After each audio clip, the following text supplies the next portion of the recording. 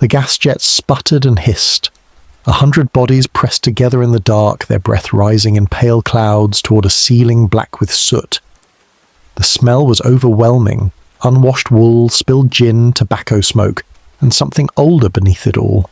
The damp rot of timber that had soaked in decades of sweat and desperation. On the crude stage, a woman in a torn scarlet dress shrieked a ballad about murder, her voice cracking on the high notes, while somewhere in the pit a child laughed too loudly and was struck silent. This was the penny gaff. This was escape. For 1 copper coin, the wretched of Whitechapel could slip through a doorway no wider than a coffin and descend into a world of painted backdrops and flickering shadows. Here, factory girls swayed arm in arm. Here, match sellers and flower women forgot the cold waiting outside. Here, women who walked the streets after midnight sat in the back rows resting their feet, watching tragedies that mirrored their own. The candles guttered, the singer bowed, and outside the fog crept closer through the labyrinth of alleys, patient as death itself. Chapter 1. A welcome to the dark. Good evening, and welcome to the Bedside Historian. The hour has grown late, and the world beyond your window has fallen quiet. Wherever you are listening from this night, whether in London where this tale unfolds, or across distant oceans in lands the Victorians could scarcely imagine, you have found your way here, to this place between waking and dreaming, where history whispers its secrets to those willing to listen.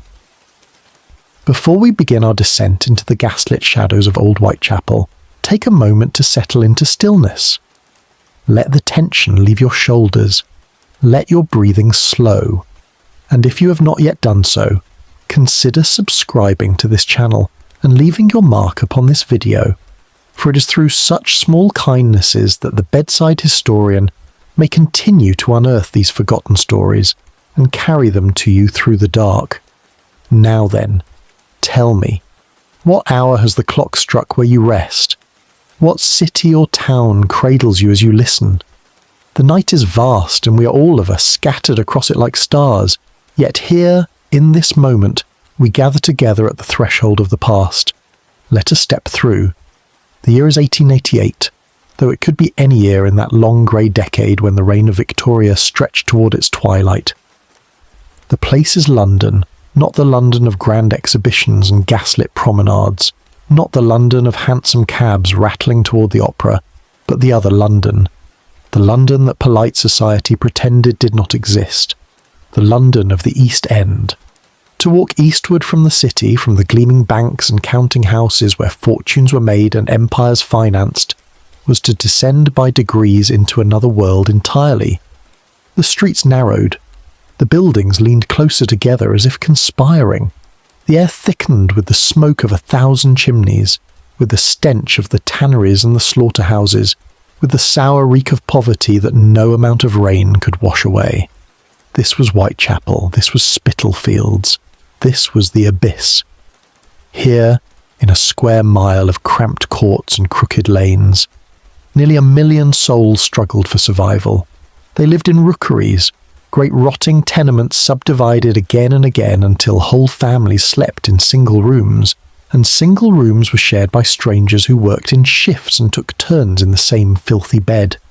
They laboured 18 hours in match factories and slop shops, in doss houses and tanneries, for wages that could not keep pace with hunger. They died of cholera and typhus, of gin and violence, of the simple grinding exhaustion of lives that offered no rest and no reprieve. And yet, even here, perhaps especially here, the human heart yearned for something more than mere survival. It yearned for wonder. It yearned for escape. The poor of Whitechapel could not afford the grand theatres of the West End, where Sarah Bernhardt held audiences spellbound, and the price of a seat in the stalls might equal a week's wages for a dock labourer. They could not afford the music halls that were rising in respectability, with their uniformed attendants and their printed programmes and their strict rules of conduct. But they could afford a penny, one single copper coin, worn thin from passing through countless desperate hands, and for that penny they could buy admission to a world of marvels. The penny gaff awaited them. These were not theatres in any formal sense.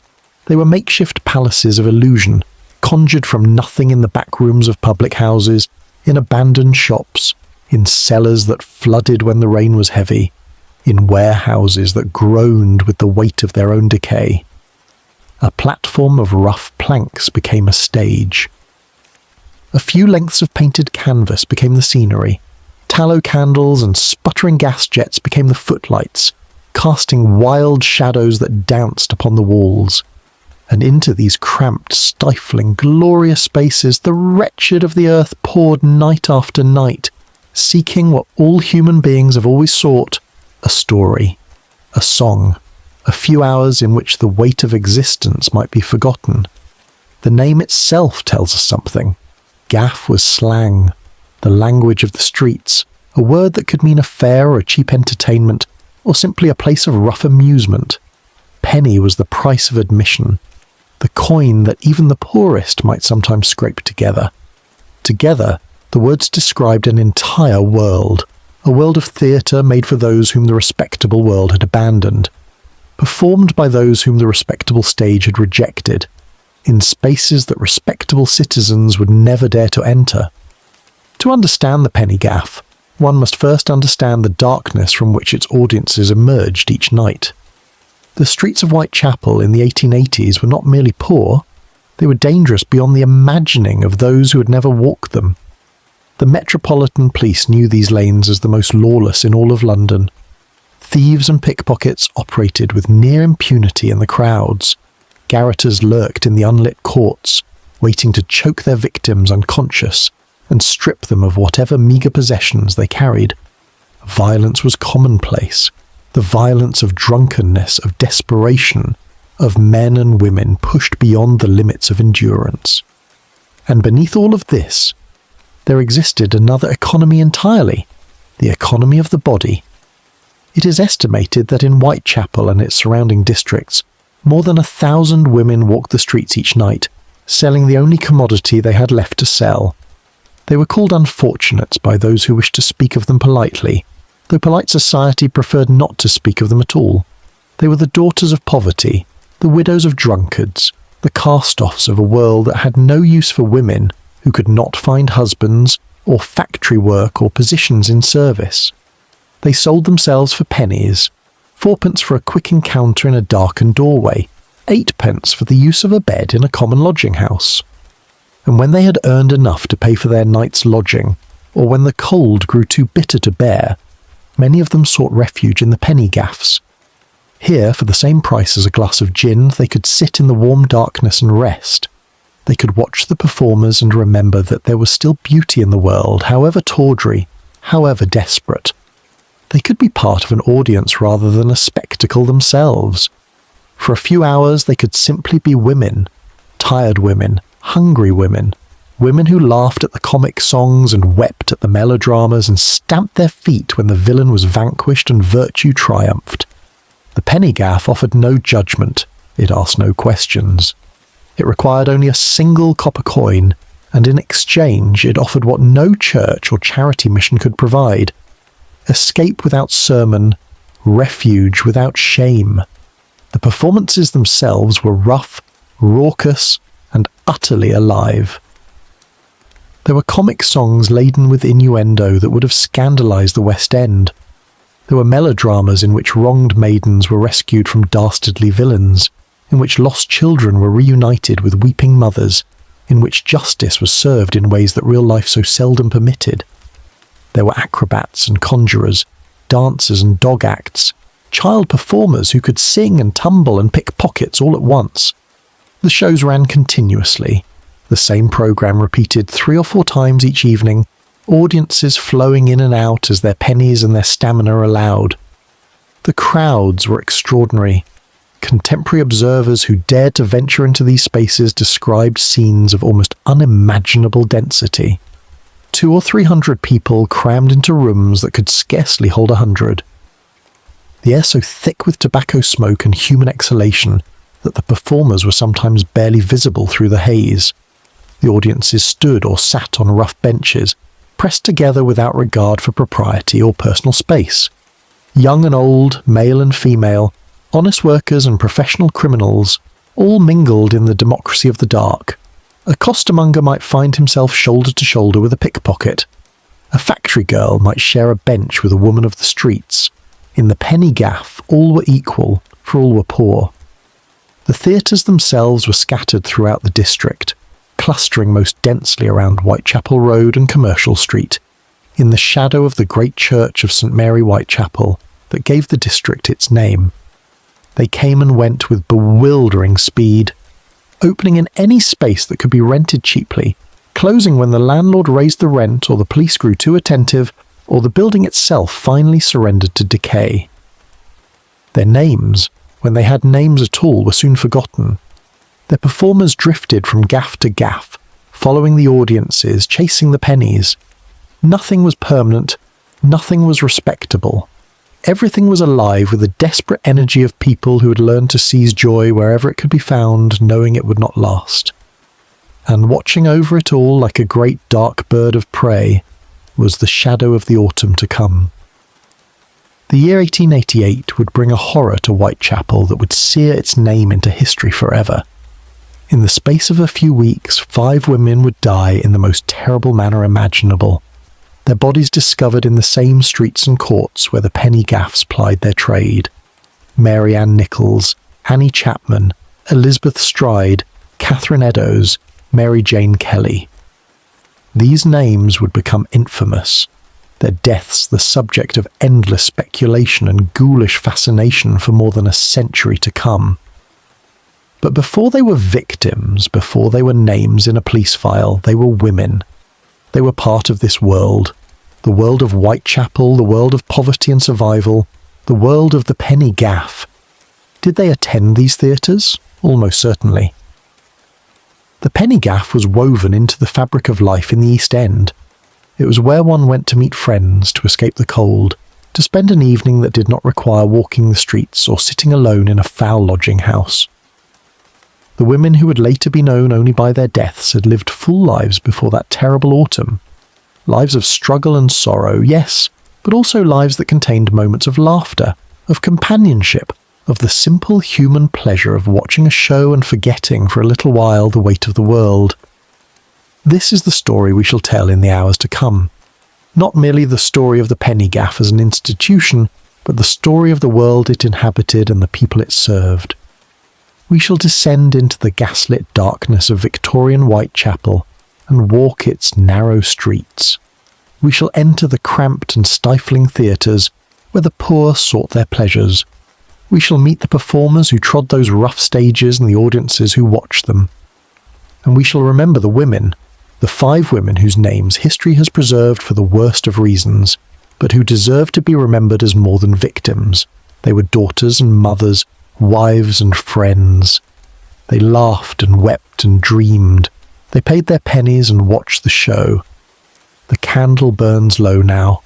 The fog is rising in the streets outside. Let us go together into the dark, back to the London of shadows and gaslight, back to the autumn of 1888. The penny gaff awaits, and the show is about to begin. Chapter 2.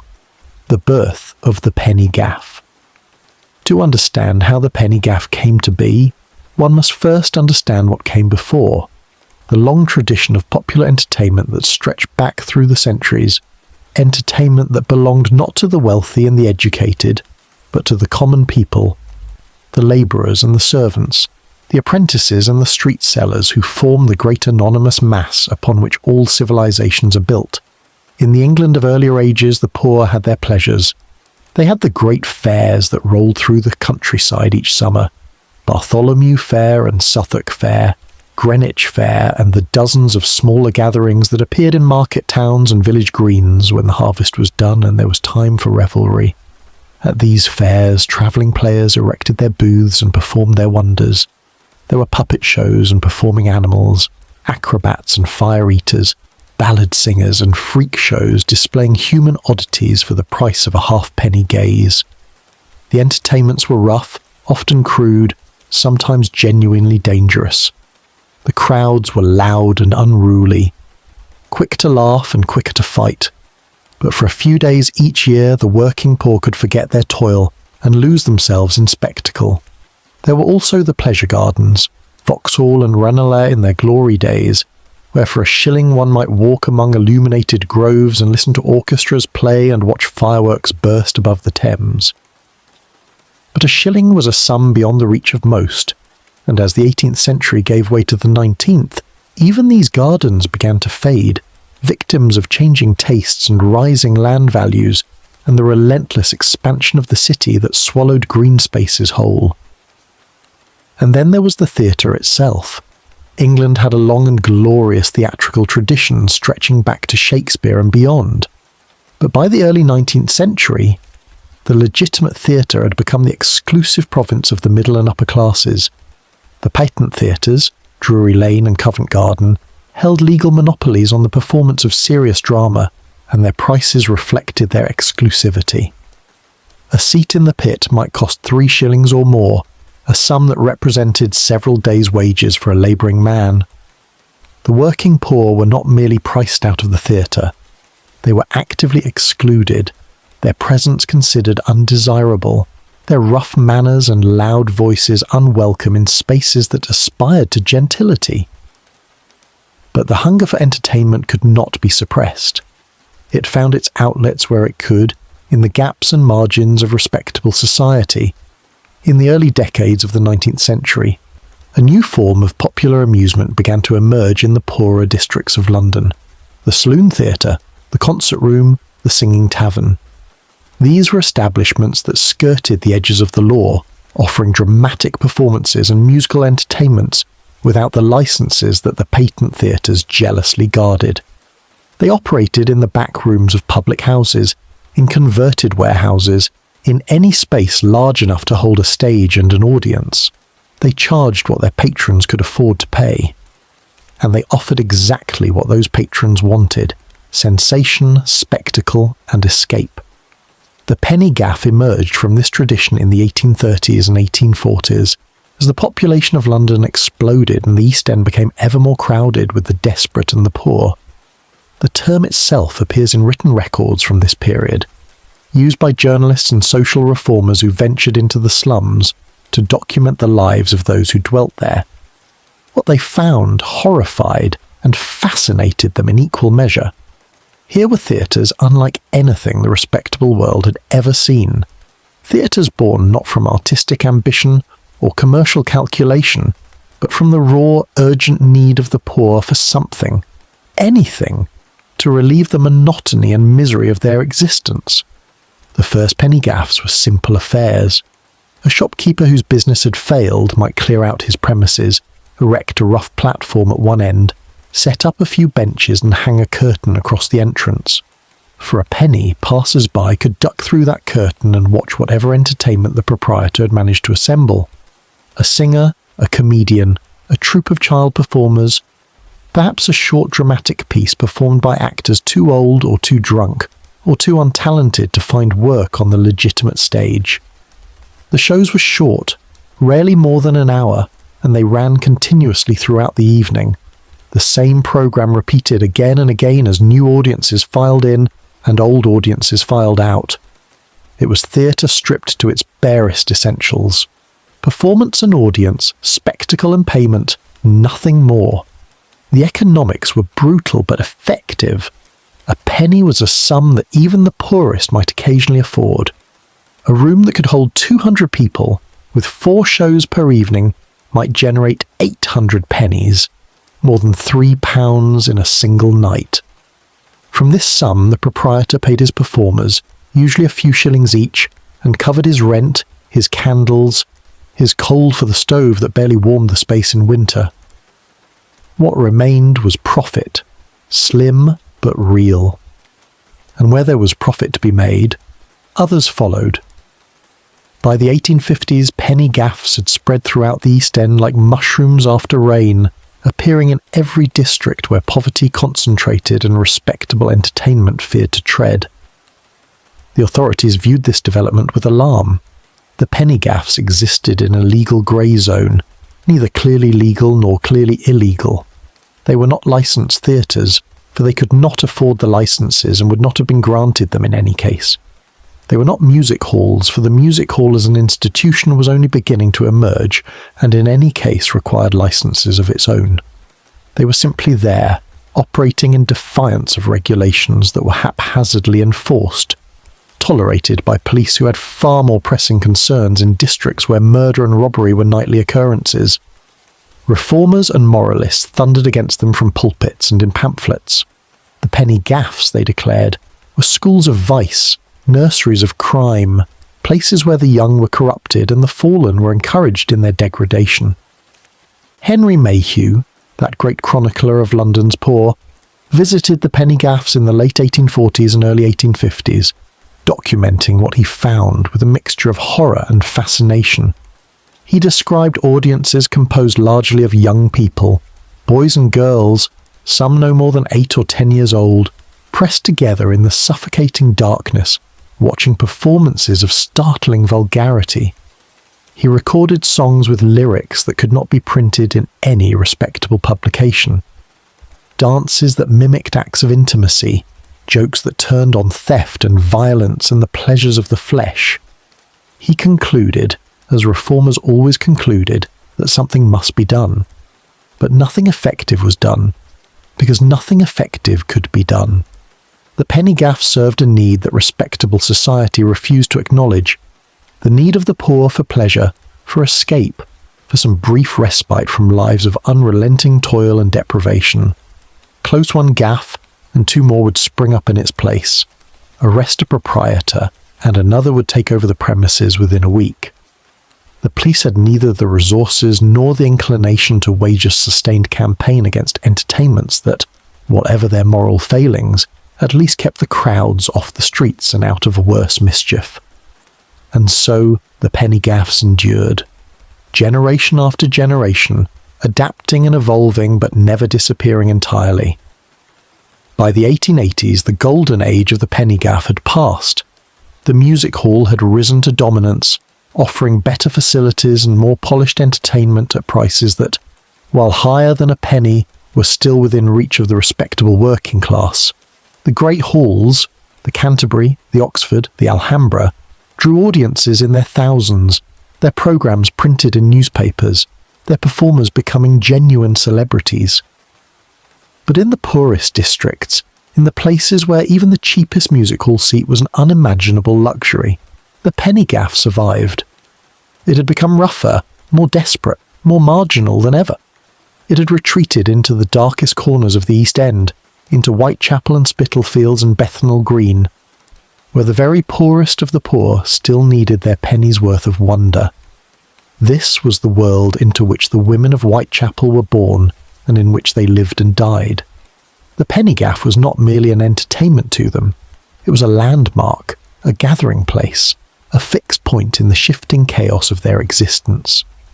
They knew which gaffs offered the best shows and which were likely to be raided by the police. They knew which proprietors would let a woman sit and rest if business was slow and she had no penny to pay. They knew the performers by name, followed the fortunes of favourite singers, mourned when a comic they loved drank himself to death or disappeared to some unknown fate. The penny gaff was part of their world in a way that no respectable institution, no church, no charity, no settlement house could ever be. The gaff asked nothing of them but their penny. It did not require them to sit through a sermon before receiving their entertainment. It did not demand that they sign a temperance pledge or confess their sins or promise to reform their ways. It simply opened its doors and let them in, let them sit in the darkness among their own kind, let them laugh and weep and forget. In a world that offered them so little, this was no small gift. It was, perhaps, the only gift that mattered. And so the penny gaffs endured night after night, year after year, as the great dark city churned around them. The performers performed, the audiences watched, the candles burned down and were replaced, the shows went on, and in the streets outside the fog rose and fell, and the gaslights flickered, and the women walked their endless circuits through the shadows, waiting for customers, counting their pennies, dreaming of warmth. The penny gaff had been born from poverty and desperation. It survived because poverty and desperation survived, and it would continue until the world that had created it finally, mercifully passed away. The fog thickens now. The hour grows late. Let us leave the history of origins behind and step through the door itself into the physical reality of these strange and vanished places. Let us see what the penny gaff looked like from the inside, the architecture of escape. Chapter 3. The architecture of escape. The entrance was always narrow. This was by design, though not the design of any architect. The penny gaff had no architects. It had only necessity, and necessity dictated that the door be small enough for a single person to guard, to collect the pennies as they were pressed into a waiting palm, to bar entry to those who could not or would not pay. A doorway the width of a man's shoulders, sometimes less. A threshold crossed in single file, each patron squeezing through, dropping the copper coin into the hand or the box or the tin plate that waited just inside. 1 penny, 1 admission, 1 passage from the grey misery of the street into the red-lit darkness within. The approach to the gaff was part of the experience itself. From the street one might see only a shop front like any other, a window boarded up or painted over, a door that might lead to a chandler's shop or a rag dealer or simply an abandoned premises awaiting demolition. But as evening fell and the shows began, the gaff announced itself. Handbills appeared, crude things printed on the cheapest paper, promising wonders within. Sometimes a man stood outside, crying the attractions in a voice hoarse from shouting. Singers and dancers, comedians and acrobats, dramas of murder and revenge. Oil lamps or gas jets illuminated the entrance, casting a sickly yellow glow that cut through the fog and drew the eye. And the people came, emerging from the courts and alleys, flowing toward the light like moths. Once through the door, the patron found himself in a passage usually. The gaffs were rarely purpose-built. They occupied whatever spaces could be rented cheaply. The back rooms of failing shops, the upper floors of warehouses, cellars that flooded in heavy rain, lofts that sweltered in summer and froze in winter. The passage might be short or long, straight or winding depending on the building's original purpose. It might lead down a flight of stairs into a basement or up a ladder into an attic. It might pass through a kitchen where a proprietor's wife stirred a pot of something grey and indefinable, selling bowls of it to those who could afford another penny. The journey from street to theatre was itself a kind of initiation, a passage from one world to another. And then, at last, the performance space itself. Here the descriptions of contemporary observers converge, painting a picture that is remarkably consistent despite the infinite variety of individual venues. The room was always too small for the crowd it held. This was the fundamental fact of the penny gaff, the economic reality from which all else followed. A space that might comfortably accommodate 50 people would be packed with 100 or more. A space for 100 would hold 200. The proprietor made his profit from volume, and volume meant bodies pressed together in the dark, standing room only when the benches were full. Children sitting on the floor at the foot of the stage. Older patrons leaning against walls that sweated with condensation. The air inside was nearly unbreathable. Every account of the penny gaff mentions this. The thick, choking atmosphere compounded of tobacco smoke, burning tallow, coal fumes from whatever stove or brazier provided heat, and the exhalations of scores of unwashed bodies packed into an unventilated space. The poor of Victorian London did not have easy access to bathing facilities.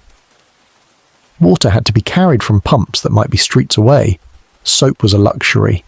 Clothing was worn until it fell apart, washed rarely if ever. The smell of a penny gaff audience was the smell of poverty itself. Sour, animal, overwhelming. Newcomers from more fortunate circumstances found themselves gasping, eyes streaming, lungs rebelling. The regular patrons no longer noticed. The lighting was dim and uneven. In the cheapest gaffs, tallow candles provided the only illumination, candles made from animal fat that smoked and guttered and dripped hot grease onto the heads of those seated below. Better establishments might have oil lamps or even gas jets, though gas was expensive and its installation required a sophistication beyond the reach of most gaff proprietors. The stage was usually the brightest area, lit by a row of candles or lamps along its front edge, the footlights that separated performers from audience and cast dramatic shadows upward onto painted faces. But even the stage was dim by modern standards, and the audience sat in something close to darkness, their features barely visible to one another, their attention focused on the small bright rectangle where the show unfolded. The stage itself was a simple platform, rarely more than a foot or two above the floor of the room. It was built from whatever lumber could be obtained cheaply: salvaged planks, broken doors, boards scavenged from demolished buildings. It creaked and groaned under the weight of the performers. It was sometimes so cramped that dancers could barely move, so shallow that actors were in constant danger of tumbling into the audience. Behind it hung the backdrop, a painted canvas showing a forest or a palace or a city street, rendered in crude colours that looked garish in daylight, but achieved a certain magic in the dim flicker of the footlights. Most gaffs owned only 2 or 3 backdrops, which served for every production regardless of setting. A murder in a country cottage and a romance in a lord's drawing room might be performed before the same painted trees. The seating, such as it was, consisted of rough benches arranged in rows facing the stage.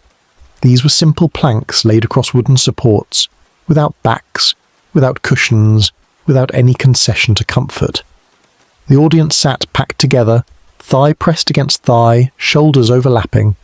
There was no division between classes, no hierarchy of better and worse seats, because there were no better seats. A space at the end of a bench was more desirable only because it offered a slightly easier exit. The front rows were reserved by unspoken convention for children and for the very poor. Those who had nowhere else to go and who would sit through multiple repetitions of the same show simply to remain in the warmth. Behind the benches, when the benches were full, the latecomers stood. They lined the walls, crowded into corners, packed the space between the back row and the entrance. They craned their necks to see over the heads of those seated before them. They stood on tiptoe, leaned on one another's shoulders, lifted children onto their backs.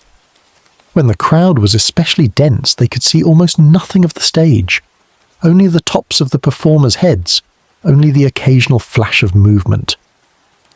But they could hear, and hearing was enough. They could hear the songs and the jokes and the shouted dialogue of the melodramas. They could laugh when others laughed and gasp when others gasped. They were part of the audience, and that was what mattered. The walls of the penny gaff were usually bare, or nearly so. Occasionally a proprietor with ambitions might hang a few prints or posters, images of famous actors or scenes from popular dramas. More often, the walls showed only the building's original purpose: the shelves of a former shop, the hooks of a former butcher's premises, the whitewash peeling away to reveal the damp brick beneath. Everything in the gaff spoke of poverty and improvisation, of making do with whatever came to hand. Nothing was permanent, nothing was meant to last. And yet there was a kind of magic in these wretched spaces. Observers who came to condemn often found themselves strangely moved by what they witnessed. The very crudeness of the setting seemed to concentrate the power of the performance. When a singer stepped forward into the footlights and began a ballad of lost love or murdered innocence, when an actor declaimed his lines with all the passion he could muster, when a comedian told a joke so vulgar it could never be repeated in print, in those moments the poverty of the surroundings fell away. The audience was transported. They were no longer hungry, no longer cold, no longer afraid. They were simply watchers, witnesses, participants in something larger than themselves. The penny gaff created this magic through intensity rather than illusion. The great theatres of the West End relied on elaborate machinery. on painted scenery that receded in careful perspective, on lighting effects and trapdoors and flying rigs. The penny gaff had none of these resources. It had only the performer and the audience separated by a few feet of smoky air close enough to touch. The actor who played the villain could see the faces of those who hissed at him. The singer who performed a comic song could feel the laughter rising round her like a wave. There was no distance, no mediation, no pretense that the performance was anything other than what it was, a transaction between human beings, paid for in copper pennies, delivered in sweat and breath and voice. When the show ended, usually after an hour or so, the audience filed out through the same narrow entrance by which they had come. They emerged into the night air, gasping as their lungs filled with something approximating oxygen, blinking as their eyes adjusted to the darkness of the street after the relative brightness of the stage. Behind them, a new audience was already pressing in, the next showing about to begin. The penny gaff never stopped. It ran until the performers collapsed from exhaustion, or the last customer went home, or the police arrived to close it down for some infraction real or imagined. And then the cycle began again. The next night, or the night after, the doors would open once more, the candles would be lit, the audience would assemble, and in that cramped, suffocating, magnificent space, the show would go on. Chapter 4. The Players and the Damned. They came to the stage of the penny gaff from every corner of misfortune. They were the failures of the legitimate theatre, the drunkards and the disgraced, those whose talent had never matched their ambition, and those whose ambition had been crushed by circumstance. They were singers whose voices had cracked, dancers whose bodies had broken, comedians whose jokes had grown stale in better venues, but could still raise a laugh in the desperate air of the East End. They were children pressed into performance by parents who needed the few shillings they could earn. They were women who had discovered that a voice or a pair of dancing legs might earn more than needlework, and men who had discovered that a gift for mimicry might keep them from the workhouse. They were the players of the penny gaff, and they were as damned as their audiences. The hierarchy of the Victorian theatre was rigid and unforgiving. At its apex stood the great actors and actresses of the patent theatres, figures like Henry Irving and Ellen Terry, whose names were known throughout the English-speaking world, whose portraits hung in shop windows, whose every performance was reviewed in the newspapers and discussed in drawing rooms. Below them came the performers of the legitimate provincial theatres, respectable journeymen who toured the country playing the standard repertoire to audiences of the middle class. Below them, the music hall performers, singers and comedians and specialty acts who had achieved a certain rough respectability by the 1880s, who might earn a decent living and even achieve a measure of fame. And below them all, at the very bottom of the theatrical hierarchy, invisible to respectable society, beneath notice and beneath contempt, came the performers of the penny gaff. These were not careers that anyone chose. They were fates that befell those who had no other options. A young man with theatrical ambitions might begin in the penny gaffs, hoping to hone his craft and catch the eye of a manager from a better house. But if he remained too long, if the cheap venues became his habit and the cheap gin became his comfort, he would find himself trapped. The penny gaff left its mark on a performer. The broad gestures and shouted delivery that were necessary to reach an audience in a cramped and noisy room became ingrained, impossible to shed. The rough material that pleased the crowds of Whitechapel would not be tolerated in more refined establishments. The very fact that one had performed in the gaffs was a stain that respectable managers were reluctant to overlook. Those who entered the world of the penny gaff rarely left it. The performers were paid in shillings, sometimes in pennies. A singer might earn 3 or 4 shillings for an evening's work, an evening that might consist of 4 or 5 shows, the same songs repeated again and again until the voice grew hoarse and the words lost all meaning. A comic might earn the same, standing in the footlights delivering the same patter, the same jokes, the same knowing winks, while the audience changed around him like water flowing through a mill. The pay was poor, but it was immediate. It came in coins that could be spent that same night on gin or food or a bed in a lodging house. For those who lived hand to mouth, never knowing where the next meal might come from, the penny gaff offered something invaluable, reliable work for those who could stomach it. The work itself was grueling beyond description. The shows ran continuously from early evening until the small hours of the morning, and a performer might be required to appear in every show, with only brief intervals for rest. The spaces were suffocating in summer and freezing in winter. The air was thick with smoke and disease. Tuberculosis was endemic among penny gaff performers, their lungs weakened by years of shouting over noisy crowds in unventilated rooms. Alcoholism was almost universal, the bottle offering the only relief from the exhaustion and degradation of the work. Those who survived to middle age were often broken in body and spirit, their talents consumed, their prospects exhausted. The women of the penny gaff faced particular trials. A female performer was assumed to be available for other forms of transaction. The line between singer and prostitute was blurred in the public imagination, and in the penny gaffs of the East End it was sometimes blurred in reality as well. A woman who appeared on stage might be propositioned by members of the audience, by the proprietor himself, by anyone who assumed that a woman who displayed herself for pennies would display more for a higher price.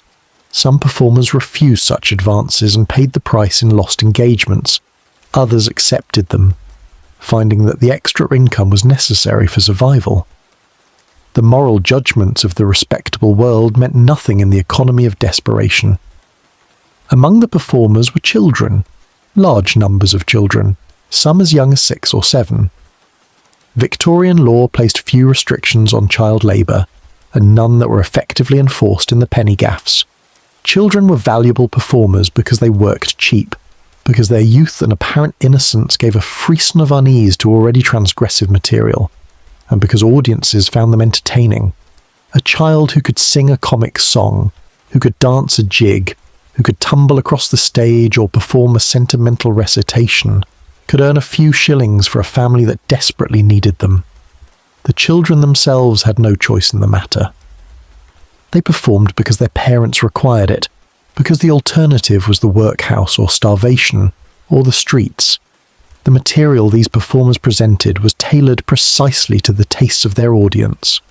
Comic songs were the staple of the penny gaff repertoire, songs about courtship and marriage, about mothers-in-law and drunken husbands, about the eternal struggle between the poor and those who exploited them. The humour was broad and physical, relying on innuendo and double meaning, on references to bodily functions and sexual acts that could not be stated directly, but were understood by all. The laughter such songs provoked was the laughter of recognition. Here was the world as the audience knew it, reflected back in exaggerated form, made bearable through ridicule. The melodramas were even more powerful in their appeal. These were plays of violent emotion and stark moral contrast, in which virtuous maidens were menaced by dastardly villains, in which wronged heroes sought revenge against those who had destroyed them, in which justice triumphed in the final act no matter how improbable the circumstances. The titles alone suggest their nature: The Murder in the Red Barn, Maria Martin, Sweeney Todd, the Demon Barber of Fleet Street. These were stories drawn from the popular press, from the broadsheets and penny dreadfuls that circulated through the East End, stories that everyone knew but never tired of seeing performed. The audiences of the penny gaff did not sit quietly through these melodramas. They participated with a fervour that astonished outside observers. They hissed the villain when he appeared and cheered the hero. They shouted warnings to the endangered maiden and groaned when she failed to heed them. They wept openly during scenes of pathos and roared with satisfaction when the villain met his end. The fourth wall, so carefully maintained in respectable theatre, did not exist in the penny gaff. The performance was a communal act, a ritual in which players and audience collaborated to create something larger than either could achieve alone. There were specialty acts as well, acrobats and contortionists, jugglers and conjurers, performing animals and human oddities. These were often the remnants of the old fairground tradition, Performers who had travelled with shows and circuses until age or injury had reduced them to seeking work in the gaffs. A man who could swallow swords or eat fire, a woman who could bend her body into impossible shapes, a dog that could count or spell out words with lettered blocks. Such acts drew crowds even when the songs had grown stale and the melodramas had been seen 100 times. They offered the promise of the extraordinary, of something never seen before, of wonders that exceeded the grinding ordinariness of daily existence. Behind the scenes, in the cramped spaces that served as dressing rooms, the performers prepared for their nightly ordeal. They applied grease paint by the light of tallow candles, transforming their faces into masks of comedy or tragedy. They mended costumes that had been worn through by endless use, adding patches to patches, holding together garments that were more repair than original fabric. They drank from bottles passed hand to hand, steadying nerves, numbing exhaustion, preparing for the long hours ahead. They quarrelled and gossiped, formed alliances and enmities, conducted affairs and nursed grudges. They were a community of the damned, bound together by their shared fate. Some achieved a measure of fame within this world, their names known throughout the gaffs of the East End even if unknown elsewhere. A singer with a particularly powerful voice, a comic with a gift for improvisation, a child performer of extraordinary talent. Such figures might become genuine celebrities among the poor, their appearances advertised on handbills, their arrival at a new venue greeted with anticipation. But even the most celebrated penny gaff performer remained trapped within the system. The fame did not translate into better pay or better conditions. It simply meant more work, more shows, more nights of shouting into the smoky darkness until the voice gave out and the audience moved on to someone new. And when the performer could no longer perform, when age or illness or addiction finally claimed their ability, there was nothing. No pension, no savings, no safety net of any kind. The workhouse waited, or the streets, or a pauper's grave in an unmarked plot. The penny gaff consumed its performers as surely as it consumed its candles, burning through human lives to produce a few hours of light in the darkness. This was the bargain, understood by all who entered it. One performed until one could perform no longer, and then one disappeared, replaced by someone younger or cheaper or more desperate. The show went on. It always went on.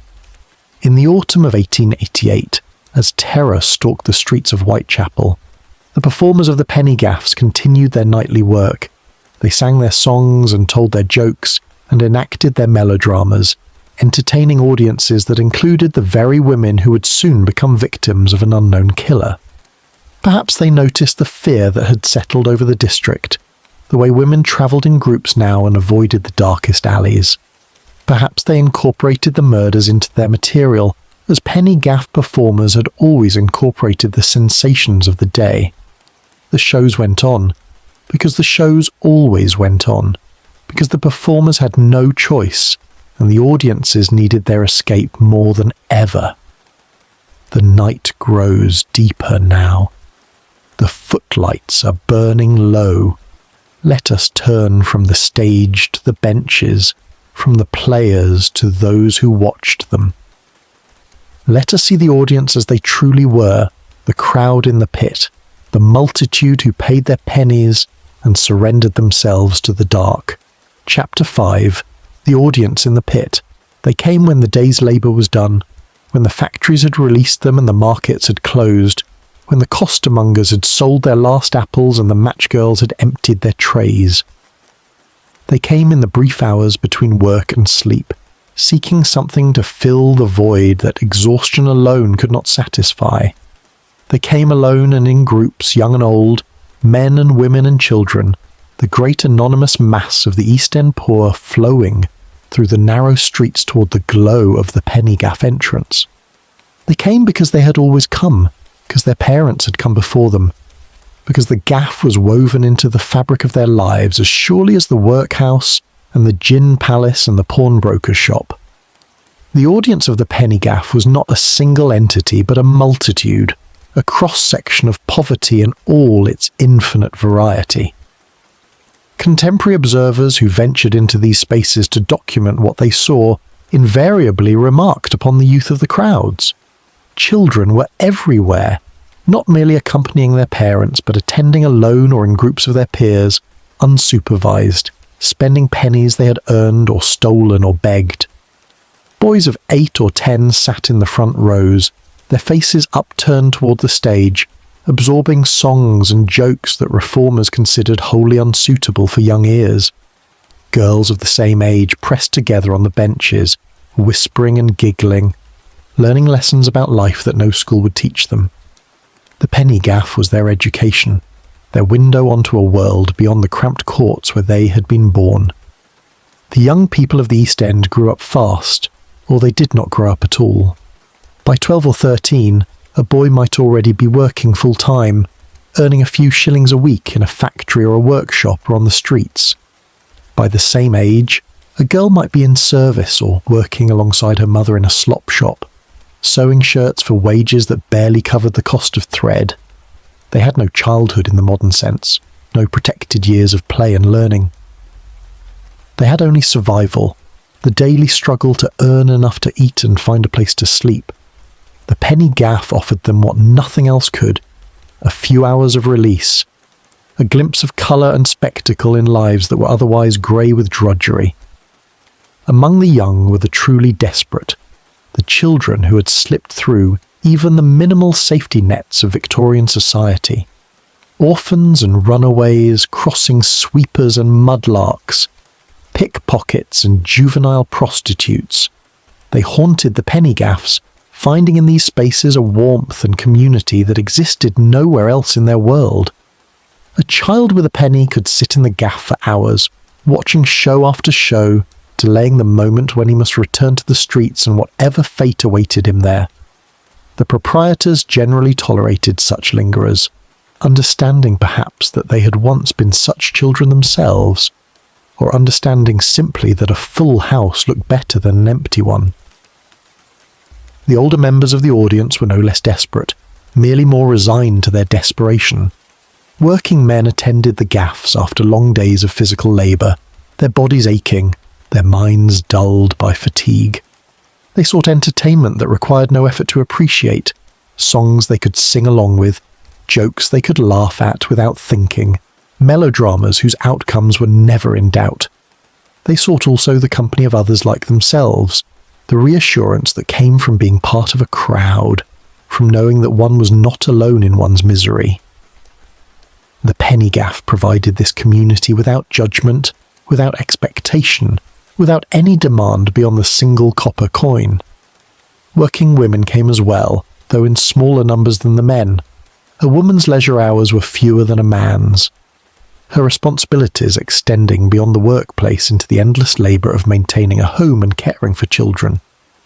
But when she could escape, when the children were asleep or in the care of a neighbour, when the mending was done and the dinner cleared away, she too might make her way to the gaff. For women, the penny gaff offered something particularly precious, a space where they could exist as spectators rather than spectacles, where they could watch rather than be watched, where for a brief time they were not mothers or wives or workers, or any of the other roles that defined and confined them. The composition of the audience shifted as the evening progressed. Early shows drew families, parents with children in tow, enjoying a rare outing together. Later shows attracted the young and the single, those with no homes to return to or no desire to return to the homes they had. The latest shows, running past midnight into the small hours, drew the truly marginal, the homeless seeking shelter, the drunk seeking distraction, the women of the street seeking rest between customers. By 2 or 3 in the morning, the audience of a penny gaff might consist almost entirely of those who had nowhere else to go, huddled together in the fading warmth as the candles guttered and the performers struggled through their final repetitions. The behaviour of these audiences scandalised respectable observers. There was none of the decorum expected in legitimate theatres, none of the polite attention and restrained applause. The penny gaff audience participated in the performance with an intensity that bordered on frenzy. They sang along with the songs, bellowing out choruses they knew by heart, They shouted comments at the performers, offering advice, criticism, and obscene suggestions in equal measure. They hissed and booed the villains with genuine passion, as though the painted scoundrel on stage were a real enemy who had personally wronged them. They cheered the heroes with equal fervour, urging them on to victory, celebrating their triumphs as though they were their own. This participation was not mere rowdiness. It was a form of communion, a ritual through which the audience collectively processed the emotions and experiences of their daily lives. The melodramas of the penny gaff dealt with themes that resonated deeply with those who watched them. The abuse of the innocent by the powerful, the struggle of the virtuous against impossible odds, the eventual triumph of justice over oppression. When a wronged maiden was rescued from a villainous landlord, the audience cheered because they knew what it was to be at the mercy of landlords. When a hero avenged himself upon a corrupt employer, they celebrated because they understood what it was to be exploited by those who held power over their labour. The penny gaff gave form and narrative to experiences that might otherwise remain formless and overwhelming. There was violence too in these crowds.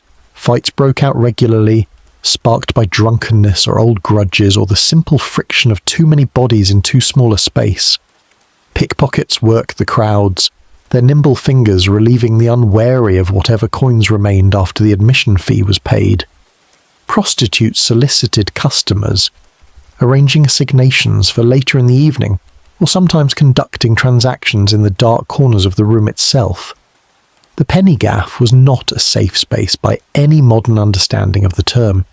It was merely a space, one of the few spaces where the poor were permitted to gather, and it contained within it all the chaos and danger and desperation of the world from which its patrons came. Yet there was also tenderness in these crowds. Observers noted the way strangers shared benches without complaint, the way neighbours greeted one another with genuine warmth, the way older women looked after unaccompanied children, the way the audience collectively supported those who wept during particularly affecting scenes. The penny gaff created a temporary community bound by shared experience, and within that community, the usual suspicions and hostilities of street life were at least partially suspended. One might sit beside a thief or a prostitute or a drunkard and feel no fear, because in the darkness of the gaff, all were equal, all were simply audience, all were seeking the same brief escape from the weight of their existence. The sounds of the penny gaff audience were distinctive and unmistakable. The stamp of feet on wooden floors keeping time with the music, the roar of laughter at a well-delivered joke, the collective gasp when a melodrama took an unexpected turn, the hiss of disapproval sustained and serpentine when a villain appeared, the cheer, explosive and joyful when virtue triumphed. These sounds carried into the streets outside, audible to passers-by, advertising the entertainment within more effectively than any handbill. The penny gaff announced itself through the noise of its audience, and that noise was the sound of the poor asserting their right to pleasure. The smells were equally distinctive and far less pleasant. The reek of unwashed bodies, of clothes worn too long without cleaning, of breath soured by cheap gin and cheaper food, the smoke of tobacco consumed in prodigious quantities despite the already suffocating atmosphere, the animal smell of tallow candles, rendered from the fat of cattle and sheep, the damp smell of walls that never fully dried, of floors that had absorbed decades of spilled drinks and other fluids, the smell of poverty itself, unmistakable and ineradicable, the smell that marked the East End as surely as any map. And in the autumn of 1888, there was another smell that hung over Whitechapel, less tangible but equally pervasive, the smell of fear. The murders had begun in August, and by September and October, the district was in the grip of a terror unlike anything it had known before. Women travelled in groups when they could, avoided the darkest streets when they could not. The police were everywhere, stopping and questioning anyone who looked suspicious, which in Whitechapel meant almost everyone. Vigilance committees patrolled the streets, armed with clubs and righteous anger, and still the killer struck again and again until it seemed that death had taken up permanent residence in the crooked lanes.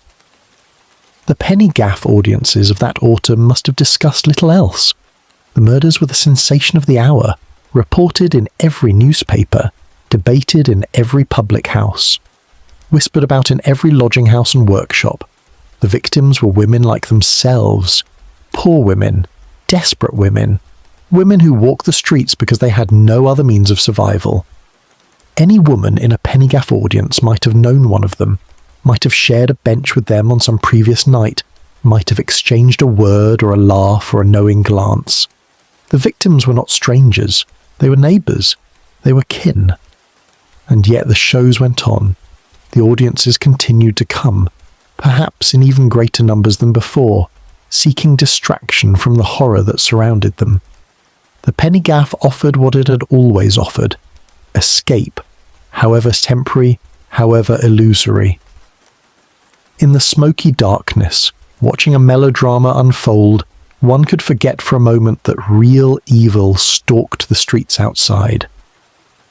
One could lose oneself in the fiction, in the reassuring certainty that the villain would be caught and punished, that justice would prevail, that the world made sense. It was a lie, of course. The world did not make sense. The villain would never be caught.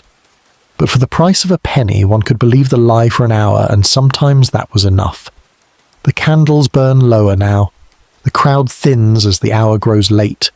Let us turn our attention to a particular portion of that crowd, to the women who sat in the back rows and slipped out between shows, to those who walked the night and found what refuge they could in these halls of penny wonders.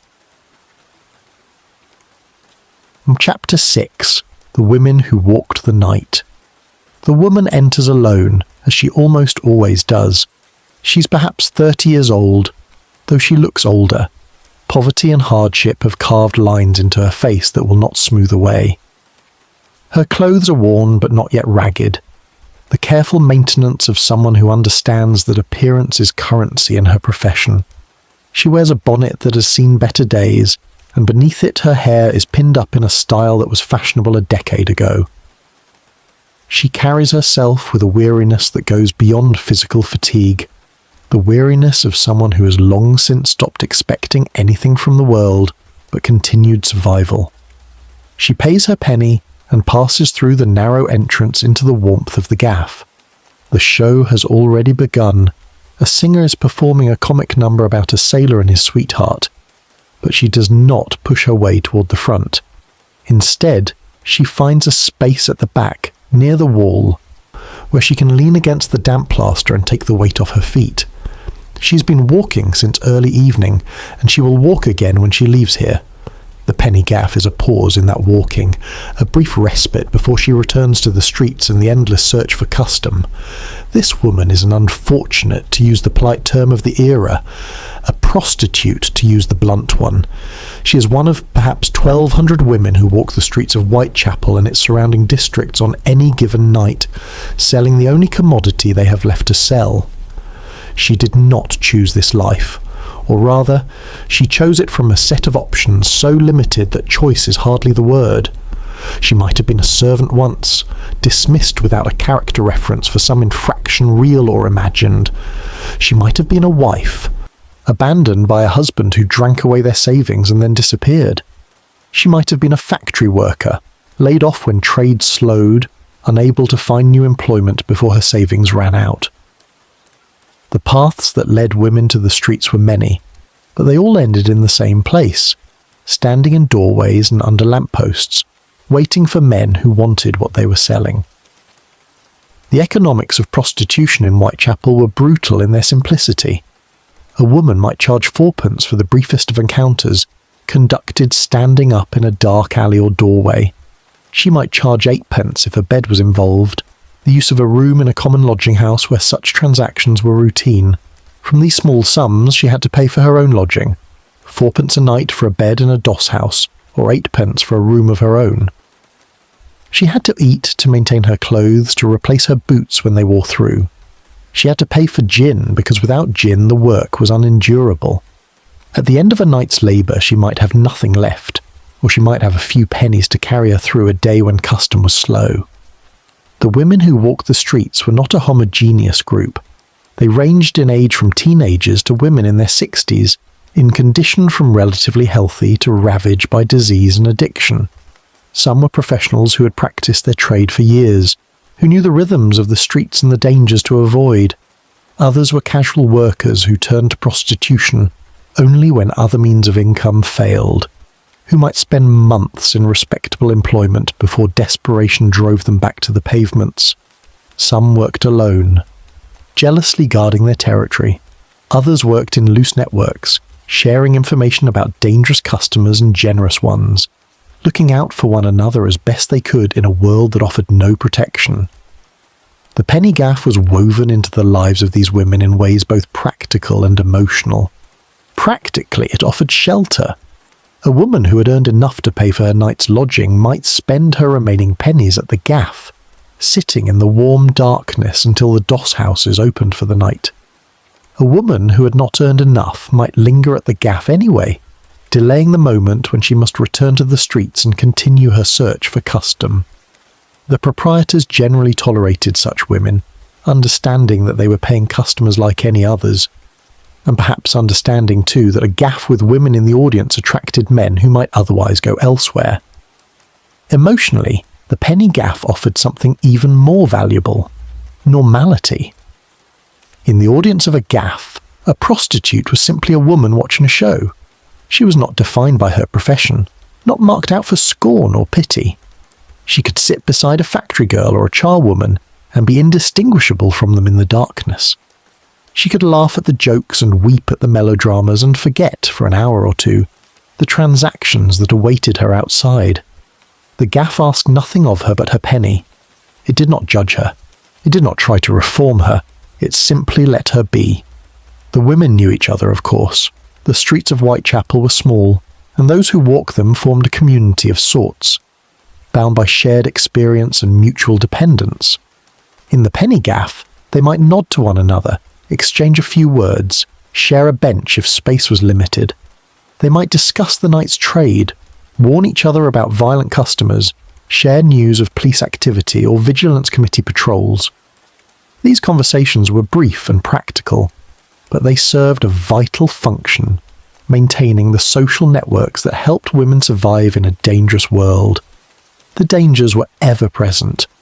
A woman who worked the streets risked violence from customers, from pimps, from random criminals who saw her as easy prey.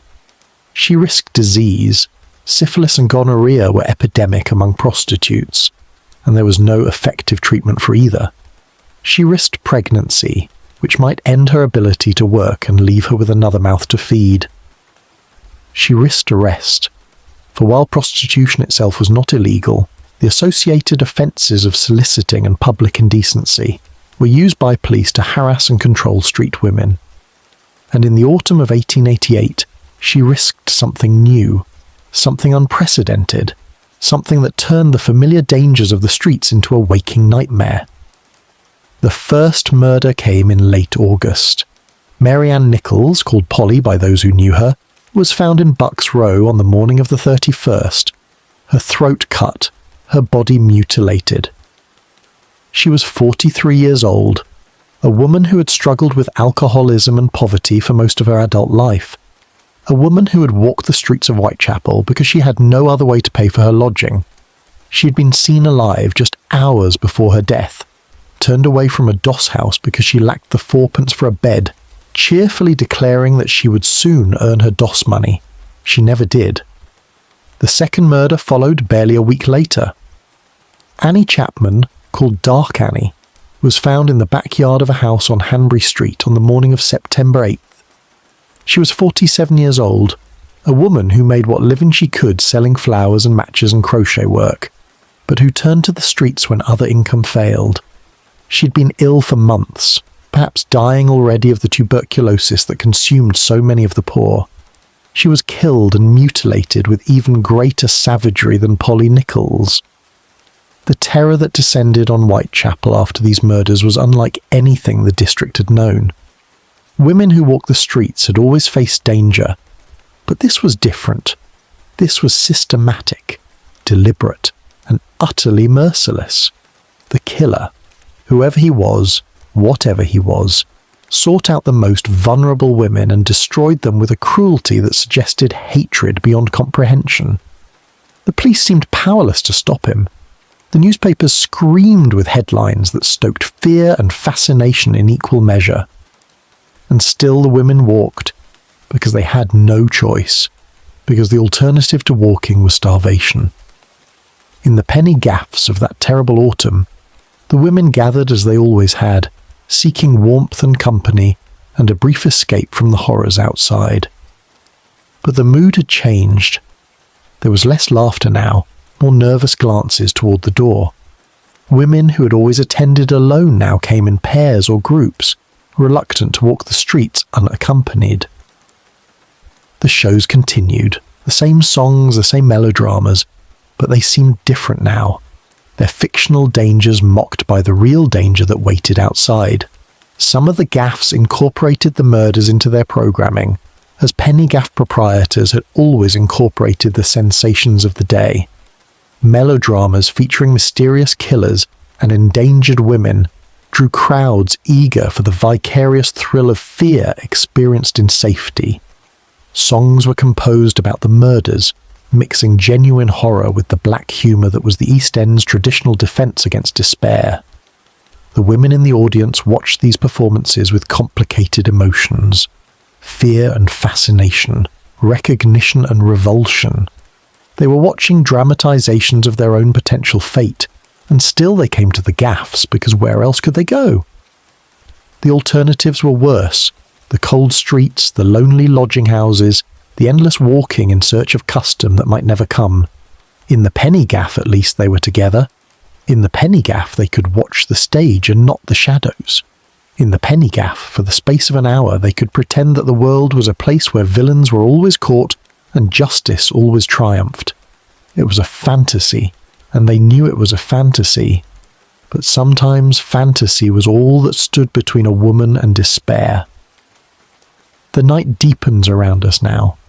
The fog presses close against the windows of the gaff, and in the streets outside, somewhere in the labyrinth of courts and alleys, a figure moves through the darkness. Let us speak now of 5 women, 5 names that history has preserved for the worst of reasons. Let us remember them not as victims, but as they were. Women who lived and laughed and wept, women who paid their pennies and watched the show, women who walked through the shadow of death without knowing how close that shadow had come. The Chapter 7, 5 Names in the Fog. Ann Nichols, Annie Chapman, Elizabeth Stride, Catherine Eddowes, Mary Jane Kelly. These 5 names have echoed through more than a century of history, repeated in books and articles, in documentaries and dramatic recreations, in academic studies and amateur investigations without number. They are the canonical 5, the victims whose deaths are attributed with certainty to the unknown killer who stalked Whitechapel in the autumn of 1888. Their names have become synonymous with victimhood, with vulnerability, with the particular horror of dying alone and unmourned in the darkness of the East End. But before they were names in a police file, before they were entries in a catalogue of atrocity, they were women. They lived lives that were difficult but real, lives that contained more than their terrible endings. Ann Nichols was born in 1845, the daughter of a locksmith in Dawes Court, off Shoe Lane in the City of London. She married young to a printer's machinist named William Nichols and bore him 5 children over the course of a decade. The marriage failed. The accounts differ on whether drink or infidelity was the cause, and perhaps both played their part. And Ann spent her later years drifting between workhouses and lodging houses, between brief periods of employment as a domestic servant and longer periods of destitution. She was 43 years old when she died, a small woman with greying hair and several missing teeth, a woman who had known better days and remembered them still. In the weeks before her death, Ann was living in a common lodging house on Thrall Street, one of the most notorious streets in Whitechapel. She was frequently seen in the public houses and on the streets of the district, earning what she could to pay for her bed. She was cheerful by temperament, according to those who knew her, inclined to make the best of her circumstances. On the night of her death, she'd been turned away from her lodging house because she lacked the fourpence for a bed. She told the deputy keeper not to worry, that she would soon have her DOS money. She was wearing a new bonnet, she said, and was confident of finding custom. Did Mary Ann Nichols ever attend a penny gaff? The records do not tell us, but the likelihood is high. She lived in the heart of penny gaff territory, walked the streets where their entrances glowed in the fog, knew the world of cheap entertainment and cheaper lodging as intimately as anyone in Whitechapel. Perhaps she sat in the back rows on quiet evenings, resting her feet, watching the shows. Perhaps she knew the performers by name, had favourites among the singers and comedians. Perhaps the penny gaff was one of the few pleasures available to her in a life that offered so few. Annie Chapman was older than Mary Ann, born in 1841, the daughter of a lifeguardsman. Her early life had been more comfortable. She married a coachman named John Chapman, lived in respectable circumstances in Windsor, bore 3 children. But the marriage deteriorated, damaged by her drinking, and after a legal separation she drifted to London, to the East End, to the common lodging houses and the streets.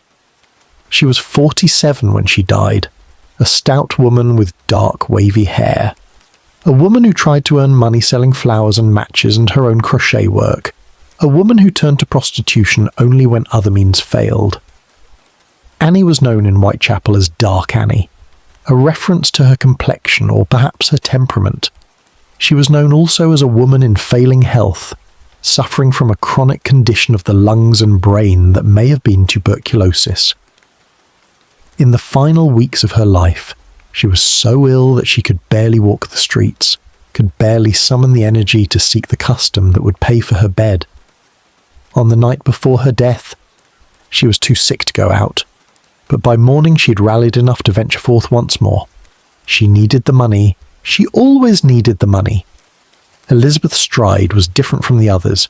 She was Swedish by birth, born Elizabeth Gustafsdotter in 1843, and she had come to London as a young woman seeking opportunity and finding instead the familiar trajectory of poverty and desperation. She had married, been widowed, or so she claimed, though her husband may in fact have simply left her, and had spent years in workhouses and lodging houses, working as a charwoman when she could find employment, walking the streets when she could not. She was 45 when she died, a tall woman with curly hair and a missing tooth in her lower jaw. Long Liz, they called her because of her height. She was known in the Swedish church community of the East End, known in the lodging houses around Flower and Dean Street, known to the police who regularly arrested her for drunk and disorderly conduct. In the final year of her life, she had formed a relationship with a labourer named Michael Kidney, living with him on and off, returning to the streets when they quarrelled. She was a woman of contradictions, respectable enough to attend church functions, desperate enough to sell herself for pennies in the alleys of Whitechapel. Catherine Eddowes was 46 years old when she died, a woman who had been born in Wolverhampton and had wandered through life with a restlessness that never found its object. She had lived with various men without marrying any of them, had borne children, had worked as a charwoman and a hawker, had walked the streets when other work was unavailable. In the final years of her life, she lived with a market porter named John Kelly, the two of them scraping together a living through casual labour and occasional begging. They had recently returned from hop-picking in Kent, a working holiday that was a tradition among the East End poor. Kate, she was called, or sometimes Kate Kelly after her common-law husband. She was small and slight, with dark auburn hair and hazel eyes, a woman who enjoyed a drink and was known to sing when she had taken one. On the night of her death, she had been arrested for drunkenness in Aldgate and held in a police cell until she sobered up. She was released at 1 a.m, just 45 minutes before her body was found in Mitre Square. Her last words to the constable who released her were cheerful. She was going to get damn fine hiding when she got home, she said, but she seemed more amused than concerned by the prospect. Mary Jane Kelly was the youngest of the 5, perhaps 25 years old, though even this is uncertain. She had come from Ireland or Wales or both. Her history is murky, pieced together from fragments and hearsay. She was said to have been married young, widowed young, to have worked in a high-class brothel in the West End before circumstances drove her to the streets of the East End. She was attractive by all accounts, with blonde hair and blue eyes, and a figure that had not yet been worn away by poverty and age. She was also, in the final months of her life, desperately poor, several weeks behind on her rent, facing eviction from the small room in Miller's Court that was her only home. Black Mary, some called her, or Fair Emma, or Ginger. She had many names, many identities, many versions of her own history that she told to different people at different times. She lived alone in her rented room, a luxury by the standards of Whitechapel, entertaining customers there rather than in the alleys and doorways where other women plied their trade. She was known in the local public houses, known to the other women who walked the streets, known as someone who sang Irish songs when she was drunk. On the night of her death, she was seen entering her room with a man whose description would later fuel endless speculation. She was the last of the canonical five, and her death was by far the most savage. These 5 women had much in common beyond their terrible ends. They were all poor, all desperate, all struggling to survive in a world that offered them no safety net and no second chances. They all drank heavily, as almost everyone in Whitechapel drank heavily, because alcohol was cheap and available, and offered temporary relief from circumstances that were otherwise unendurable. They all walked the streets, either regularly or occasionally because their bodies were the only resource they had left to sell. They all knew the geography of the East End intimately. The lodging houses and public houses, the markets and missions, the courts and alleys, where a woman might conduct her business away from prying eyes. And they all almost certainly knew the penny gaffs.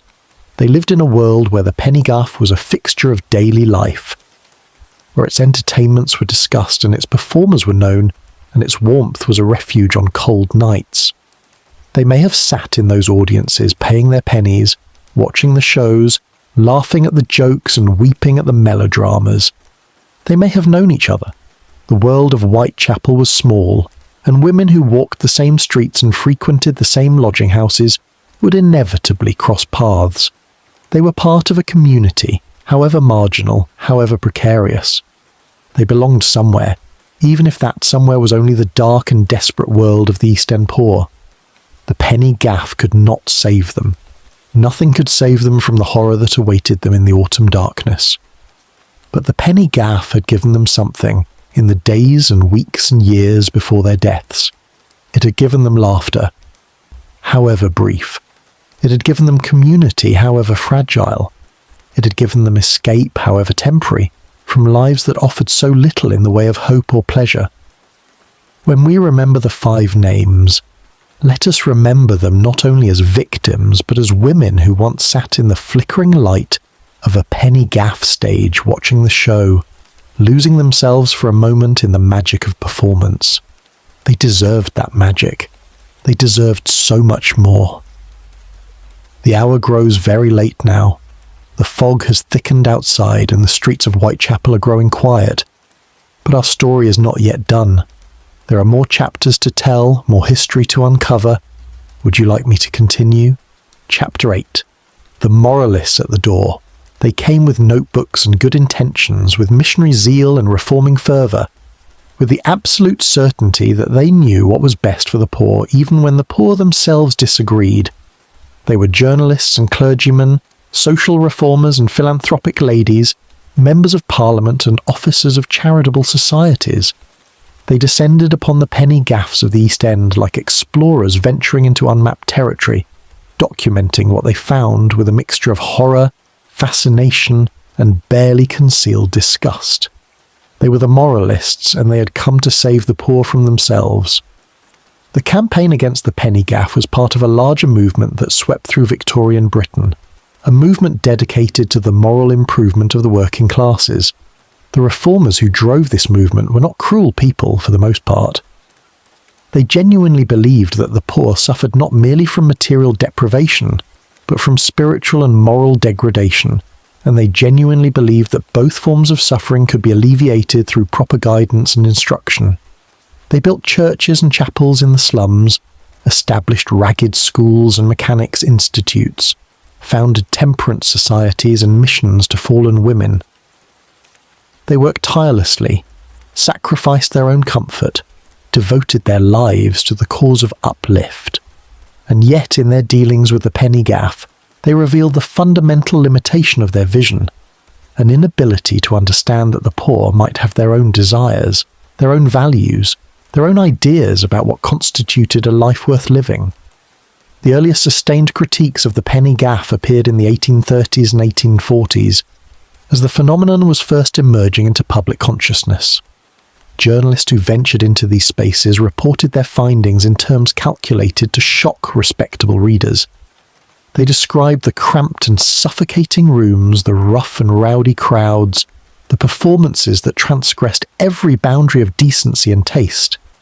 They dwelt with particular horror on the presence of children in these audiences, young people who were being exposed to material that would corrupt their morals and lead them inevitably toward lives of crime and vice. The penny gaff in these accounts was not merely an entertainment, it was a factory of wickedness, producing criminals and prostitutes as efficiently as the mills of Lancashire produced cotton. Henry Mayhew, the great chronicler of London's poor, visited the penny gaffs in the course of his researches for London Labour and the London Poor, the monumental survey he published in the early 1850s. His account remains the most detailed and vivid description of these venues from the period, and it established many of the tropes that would be repeated by subsequent observers. Mayhew described the audiences, predominantly young, predominantly poor, packed together in conditions that would not be tolerated in any respectable establishment. He described the performances, comic songs laden with double meanings, dances that mimicked sexual acts, melodramas that glorified crime and violence. He described the atmosphere, the smoke and the heat, the noise and the chaos, the sense of being present at something illicit and dangerous. But Mayhew was a more careful observer than many who followed him, and his account contains nuances that are often overlooked.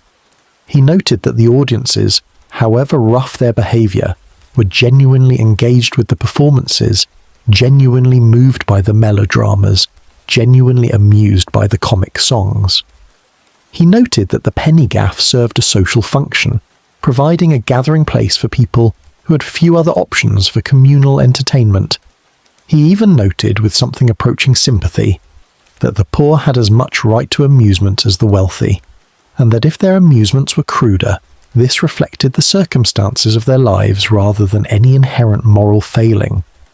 These observations, however, were largely ignored by those who cited Mayhew's work in support of their campaigns against popular entertainment. The religious reformers were particularly exercised by the penny gaffs. The evangelical movement that had transformed English Christianity in the early 19th century placed enormous emphasis on moral purity and the dangers of worldly amusement.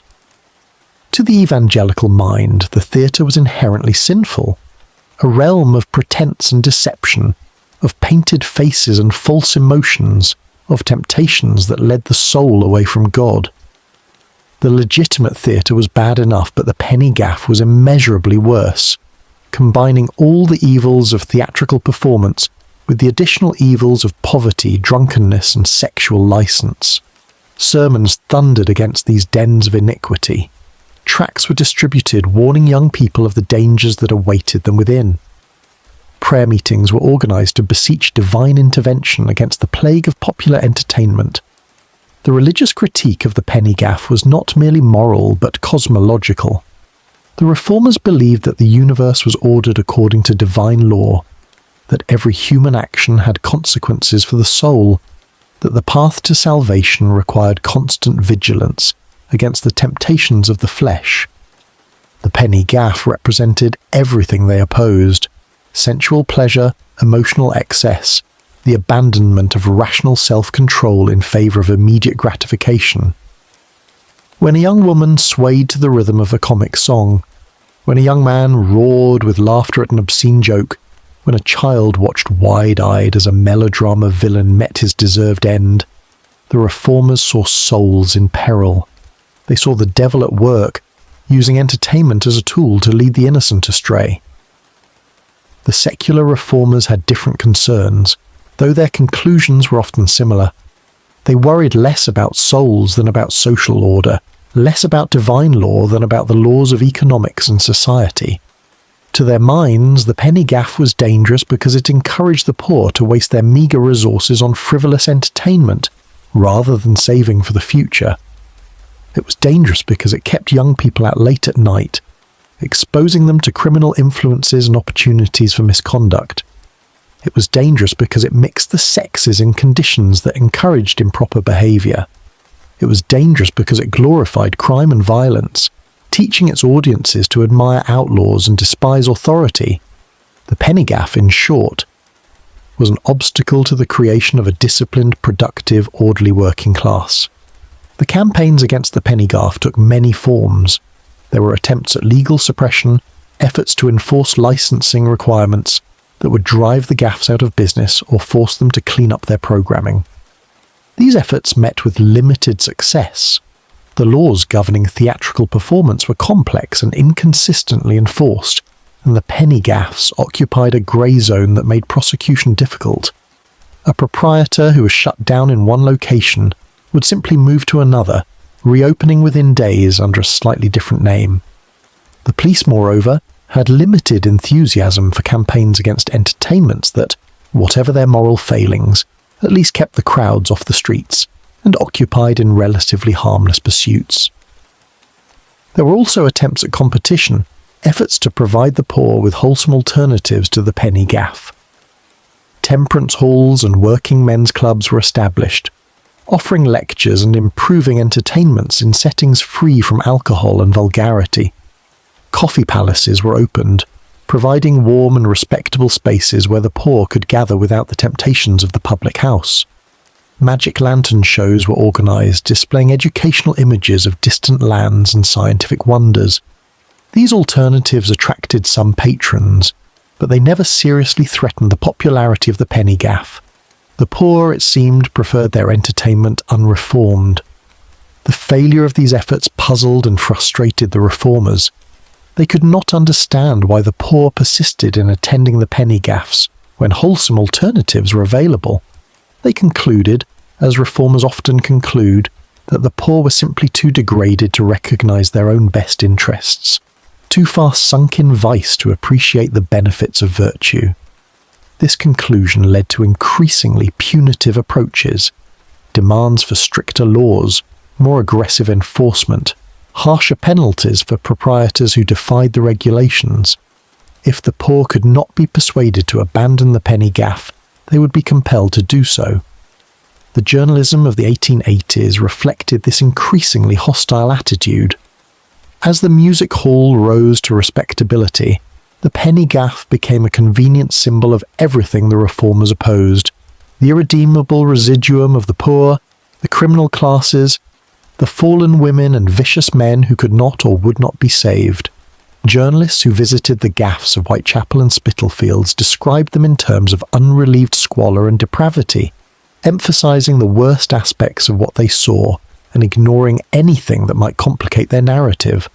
These accounts were read eagerly by respectable audiences who thrilled to tales of East End wickedness, confirming their beliefs about the dangerous classes while congratulating themselves on their own moral superiority. The autumn of 1888 brought a new intensity to these concerns. The Whitechapel murders focused unprecedented attention on the East End, and the penny gaff became part of the larger story that the press was constructing about the district.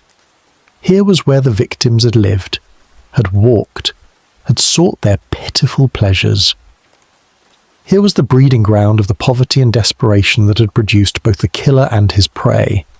The reformers seized on the murders as evidence for what they had always argued, that the East End was a moral cesspool that required radical intervention, that the penny gaff and everything it represented must be swept away if civilization was to survive. And yet the penny gaff endured. It endured because it served a need that the reformers could not acknowledge, and their alternatives could not meet. The poor did not attend the penny gaff because they were ignorant of better options. They attended because the penny gaff offered them something that no lecture hall or temperance meeting could provide. Entertainment that spoke to their own experiences, community that accepted them as they were, escape that asked nothing in return but a single copper penny. The reformers could condemn, they could campaign, they could occasionally shut down a venue or arrest a proprietor, but they could not eliminate the hunger that the penny gaff fed. The moralists never understood this. They never understood that the poor were not simply failed middle-class people, waiting to be reformed into respectability. They never understood that the culture of the penny gaff, rough, vulgar, immediate, intensely alive, had its own integrity, its own values, its own forms of meaning.